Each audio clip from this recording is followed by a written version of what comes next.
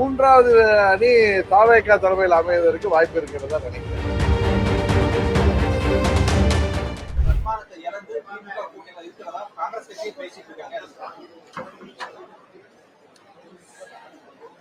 காமராஜர் பற்றி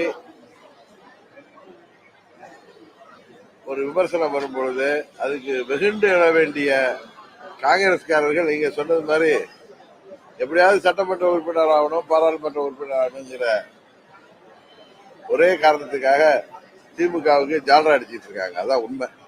அவங்க காமராஜர் எல்லாம் மறந்து பல ஆண்டுகள் ஆகிவிட்டது.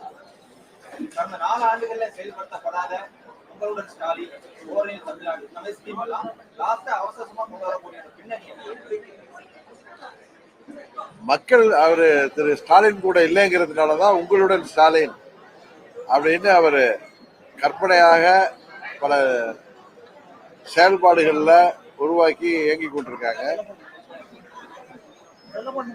தேர்தல் வாக்குறுதிகளை கூட நிறைவேற்ற முடியாம மீண்டும் 200 தொகுதியில ஜெயிச்சிருவேன், 210 தொகுதியில ஜெயிச்சிருவேன் சொல்றதெல்லாம் அவர்கள் தங்களை தாங்களே ஏமாற்றி வருகிறார். இன்றைக்கு கூட்டணி கட்சியான திமுகவின் கூட்டணி கட்சியான கம்யூனிஸ்ட் பார்ட்டி தலைவர் சண்முகம் கிளியரா சொல்லியிருக்காரு. இன்னைக்கு தேர்தல் வாக்குறுதிகளை நிறைவேற்றி விட்டு தான் நம் மக்களை சந்திக்க செல்லணும். அப்படின்னா மக்கள் சரியில்லைங்கிறத இன்டைரக்டா சொல்லியிருக்காரு. அதனால உறுதியாக திமுக ஆட்சி முடிவுக்கு வரப்போவது உறுதி.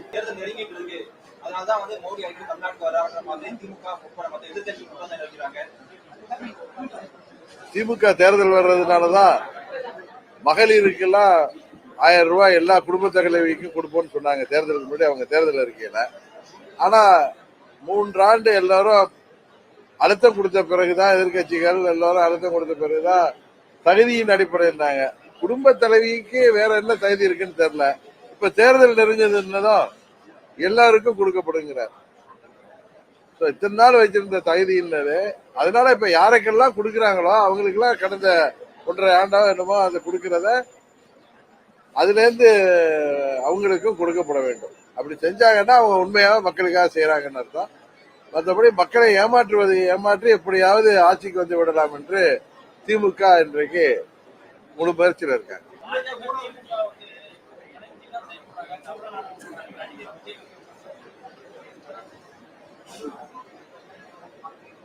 அது அவருடைய விமர்சனம். எல்லாம் எல்லாம் கத்திரிக்காய் முத்துனா கடைக்கு வந்துதானே அவனை எதா இருந்தாலும் தெரிஞ்சுக்கணும். நீங்க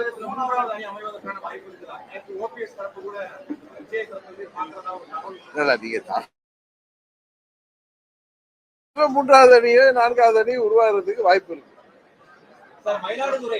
நான் யதார்த்தத்தை சொல்றேன்.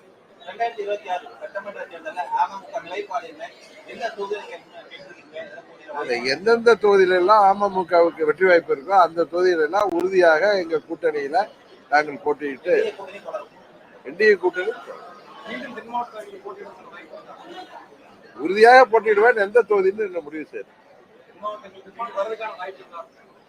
தென் மதுரையை சுத்தி உள்ளது எல்லாமே தென் மாவட்டங்கள் தானாக்கா.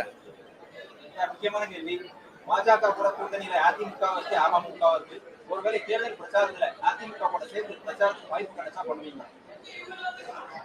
அதாவது தேசிய ஜனநாயக கூட்டணியில ஏற்கனவே இந்த கேள்விக்கு நான் பதில் சொல்லிட்டேன். 234 தொகுதிக்கும் அம்மா மக்கள் முன்னேற்ற கழகத்தின் பொதுச் செயலாளரா உறுதியாக நான் சுற்றுப்பயணம் செல்வேன். அவர்கள் அழைக்கின்ற பட்சத்தில் சொல்லியிருக்கேன்.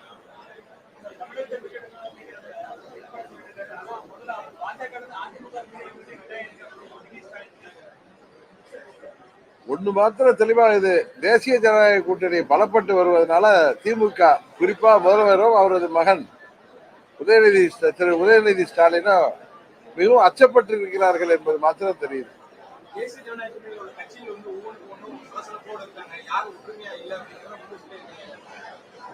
திமுக கூட்டணியில ஒட்டி ரொம்ப எல்லாம் அமைதி புறாக்களா இருக்காங்களா என்ன?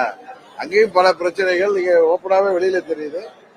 எல்லாம் ஒரு 6 மாதத்துல எல்லாம் ஒரு சரிநிலைக்கு எந்தெந்த கூட்டணி எந்தெந்த கட்சிகள் உறுதிப்பட்டு உறுதியாக திமுகவை வீழ்த்துவதற்கு அம்மா மக்கள் முன்னேற்ற கழகம் செயல்பட்டு.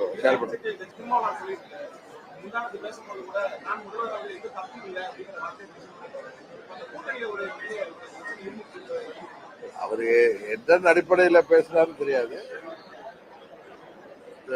நண்பர் திருமாவளவன் அவர்கள் நீண்ட நாள அரசியல் உள்ளவர், சட்டமன்ற உறுப்பினரா பாராளுமன்ற உறுப்பினரா உள்ளவர். அவருக்கு முதல்வராக வர்றதுக்கு எல்லா தகுதியும் இருக்குன்னு தான் நான் நினைக்கிறேன். நான் எதிர்கட்சியில் இருக்கிறதுனால ஒருத்தரை குறைத்து மதிப்பிடக்கூடாது. அவருக்கு ஒரு முதல்வராக கூடிய எல்லா தகுதிகளும் இருப்பதாகத்தான் நான் நினைக்கிறேன். மூன்றாவது அணியா இல்ல, வலுவான அணிங்கிறத மக்கள் தான் தேர்ந்தெடுக்கணும்.